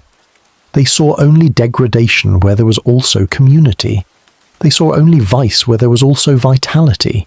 They saw only souls to be saved, never people to be respected. And so the battle continued, year after year, reformers and proprietors, preachers and performers, each side convinced of its own righteousness. The penny gaff adapted, evolved, retreated when necessary and advanced when possible. It survived the campaigns against it as it had survived so much else. Poverty and disease, police raids and fires, the endless grinding pressure of lives lived at the margins. It survived because the poor needed it. It survived because for all its faults, it was theirs. But time was running out. The world was changing, and the penny gaff was changing with it. The old ways were passing, and new forms of entertainment were rising to take their place. Let us follow the gaslight as it fades, and watch the shadows gather over the world of the penny gaff. Chapter 9. The Fading of the Gaslight. The transformation came not in a single moment, but gradually. Like the slow turning of the seasons, or the almost imperceptible aging of a face. The world that had given birth to the penny gaff was passing away, and the penny gaff was passing with it. The change was evident to those who knew where to look, in the streets that were being widened and rebuilt, in the rookeries that were being demolished to make way for model dwellings, in the audiences that were shrinking as other options became available. The penny gaff was dying, and like most deaths, it was both inevitable and infinitely slow. The rise of the music hall was the most obvious factor in the decline. What had begun as a slightly more respectable version of the penny gaff, performances in the back rooms of public houses, audiences drinking and smoking as they watched, had evolved by the 1880s into a fully fledged industry. The great halls of the West End and the suburbs offered entertainment on a scale that no penny gaff could match. Purpose-built theatres with proper stages and comfortable seating, professional performers who had achieved genuine celebrity, programmes that were advertised in newspapers and reviewed by critics. The prices were higher than the penny gaff, certainly, but they were within reach of the respectable working class, and the experience was incomparably better. The music hall succeeded where the reformers had failed because it offered the poor not an alternative to their pleasures, but an improved version of them. The songs were still bawdy, though the double meanings were more skillfully constructed. The comedians still told jokes about drink and sex and the eternal struggle between workers and their employers. The melodramas still featured villains who hissed and heroes who triumphed, but everything was larger, brighter, more polished. The music hall took the raw energy of the penny gaff and refined it, domesticated it, made it acceptable to audiences who would never have ventured into the back streets of Whitechapel, but who craved the same pleasures in more comfortable surroundings. The working-class audiences who could afford the music hall prices abandoned the penny gaff without a backward glance. Why sit on a rough bench in a stifling room when one could sit in a proper seat in a well-ventilated hall? Why watch a broken-down singer croak through a comic number when one could see Marie Lloyd or Dan Leno, the stars whose names were known throughout the land? Why endure the smoke and the stench and the danger of the penny gaff when the music hall offered all the same pleasures without the discomfort? The calculation was simple, and the conclusion was obvious. The penny gaff could not compete. But the death of the penny gaff was not merely a matter of competition. it was also a matter of geography. The East End itself was being transformed, rebuilt, swept clean of the worst of its slums in a process that was presented as improvement, but was experienced by many of its residents as displacement. The great clearances of the 1870s and 1880s demolished thousands of houses, scattering their occupants to wherever they could find new lodgings. The rookeries where the penny gaffs had flourished were torn down, replaced by model dwellings that were cleaner and more sanitary, but also more expensive and more regulated. The population density that had made the penny gaff economically viable was being deliberately reduced. The authorities had learned from their earlier failures. Direct suppression of the penny gaffs had proved difficult and largely ineffective, but there were other ways to achieve the same end. Building regulations could be tightened, fire codes could be enforced, licensing requirements could be made more stringent.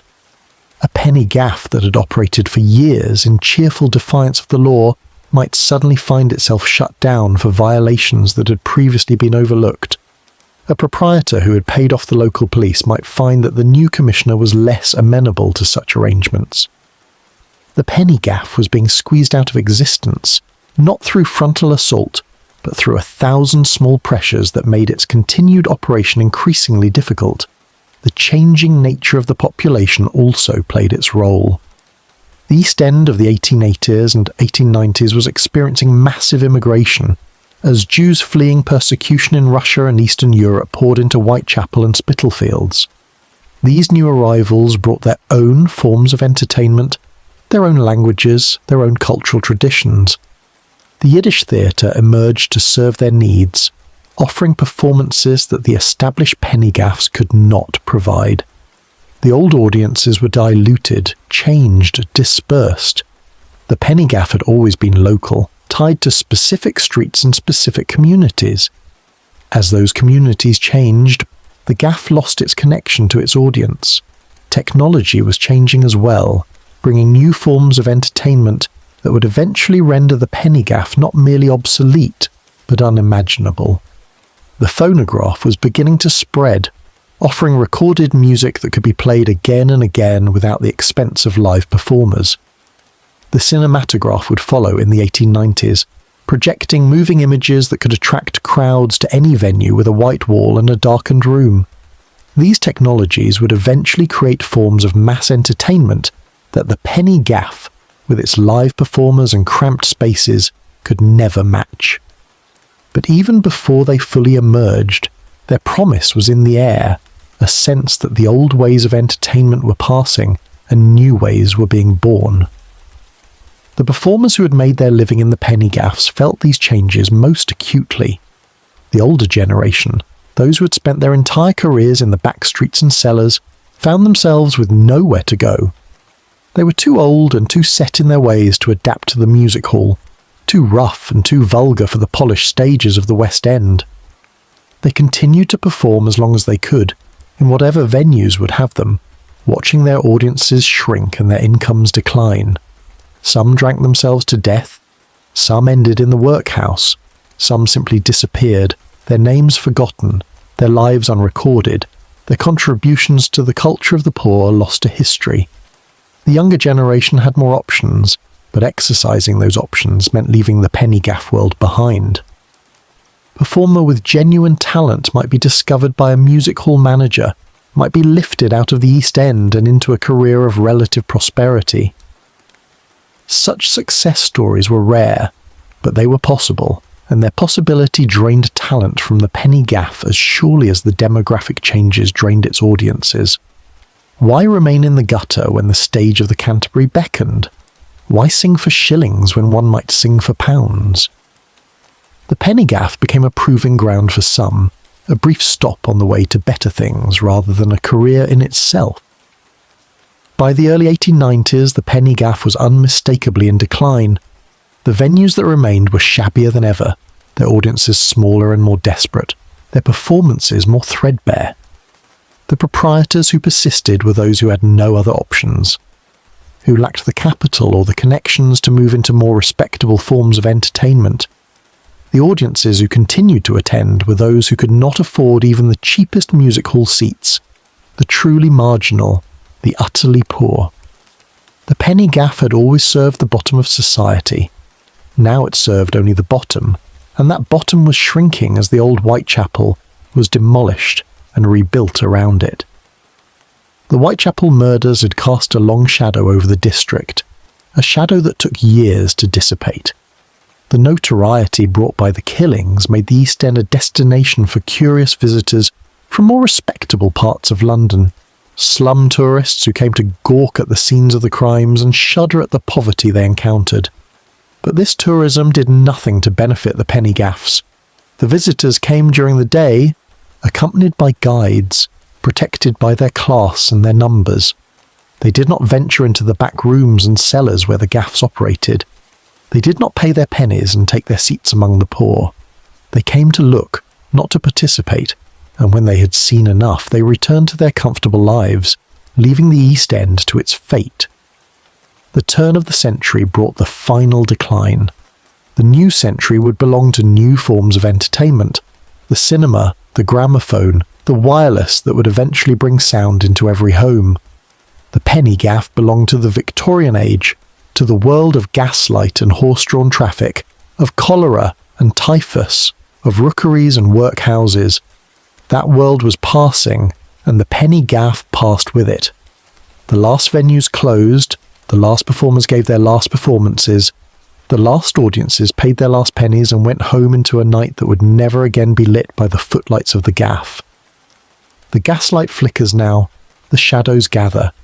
Let us speak one final time of what was lost when the penny gaff fell silent, and of the ghosts who still linger in the memory of those vanished halls. Chapter 10. The Last Curtain.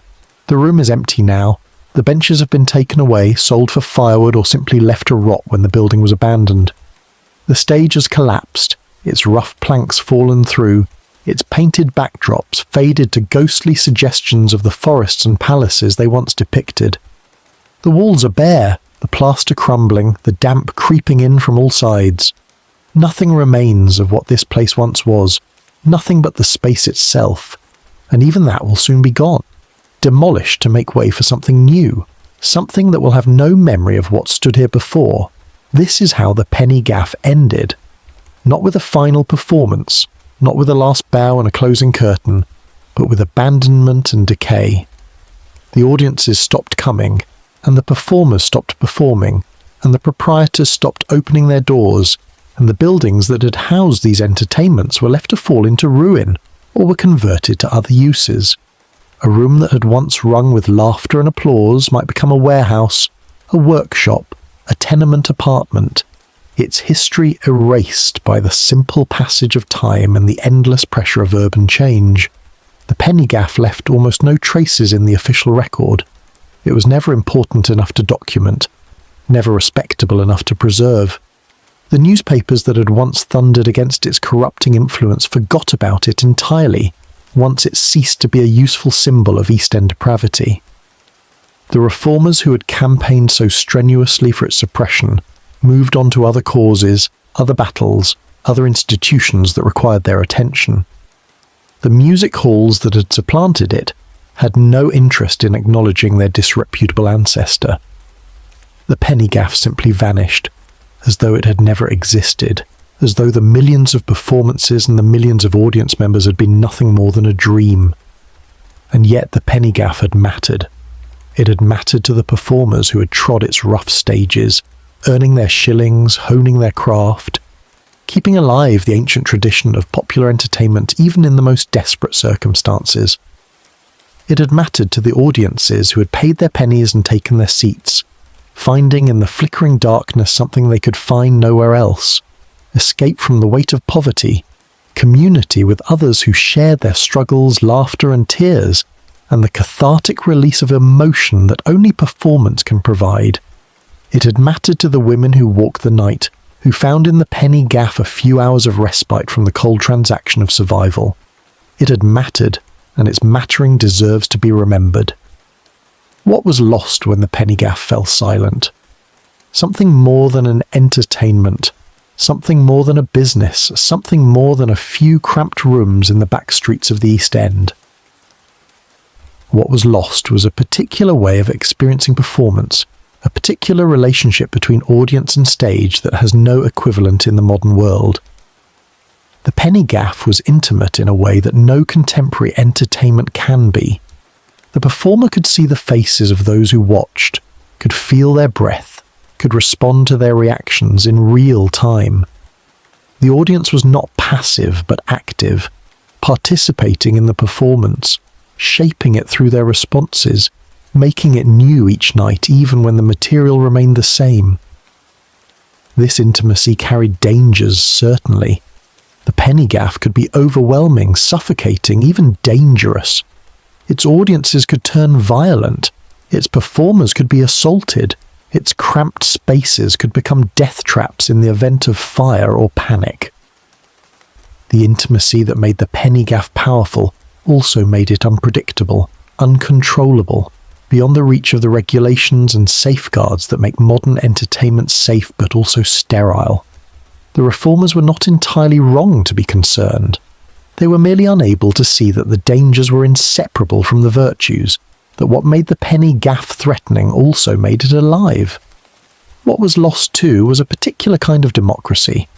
The penny gaff made no distinctions among its patrons. Anyone with a penny could enter, could take a seat, could become part of the audience. The thief sat beside the honest labourer. The prostitute sat beside the factory girl. The child sat beside the grandmother. In the darkness of the gaff, all were equal, all were simply watchers. All were part of the collective enterprise of witnessing the show. This democracy was imperfect, of course. It was a democracy of poverty, available only to those who had no access to better options. But within its limits, it was real. It offered a space where the hierarchies of the outside world were temporarily suspended, where everyone was simply human. The women who died in Whitechapel in the autumn of 1888 were part of this world. They had sat in these audiences, had laughed at these jokes, had wept at these melodramas. The penny gaff was part of the texture of their lives, one of the few pleasures available to them in an existence that offered so little. When we remember them, we should remember this too. They were not merely victims, not merely statistics in a catalogue of horror. They were women who had loved and lost, who had struggled and failed, who had sought comfort where comfort could be found. The penny gaff had given them something, and that something was not nothing. Ann Nichols, Annie Chapman, Elizabeth Stride, Catherine Eddowes, Mary Jane Kelly. 5 names, 5 women, 5 lives that intersected somewhere in the darkness of Whitechapel with a horror that would make them famous forever. But before the horror, there was the ordinary. Before the deaths, there were the lives. Before the darkness of the alleys, there was the darkness of the penny gaff, a different kind of darkness, a darkness that held not terror but wonder, not death but life, not the end but a brief, precious escape from the endless struggle of existence. The penny gaff is gone now. The buildings that housed it have long since been demolished, replaced by structures that bear no trace of what stood before. The streets of Whitechapel have been transformed beyond recognition. The narrow courts and crooked lanes straightened and widened. The rookeries replaced by housing estates and office blocks. The population has changed again, changed once more. Nothing remains of the world that the penny gaff inhabited. Nothing but memory, and memory too is fading with each passing year. But perhaps on certain nights when the fog rises from the river, and the streets grow quiet and the modern city seems to thin and grow transparent, something of the old world can still be glimpsed. Perhaps the echo of a comic song can still be heard, drifting from some vanished doorway. Perhaps the ghost of laughter can still be felt, rising from some forgotten cellar. Perhaps the shades of the audience still gather, paying their phantom pennies, taking their spectral seats, watching performances that ended more than a century ago but that somehow continue, somewhere in some dimension of memory and dream. The candle burns low now. The chamber falls silent. The last performer has taken her bow. The last audience member has risen from his bench. The last proprietor has locked his door and pocketed the night's takings. The penny gaff has closed forever, and the world that gave it birth has closed with it. What remains is only this, a story told in the darkness, a whisper from across the years, a memory of a time when the poor of London gathered in cramped and stifling rooms to watch the show and forget for an hour the weight of their existence. Good night, dear listener. Good night, wherever you are. The fog is lifting now, and the first grey light of dawn is touching the rooftops of a city that no longer remembers. The show is over, the gaff is dark, and history, once again, turns the page in the silence.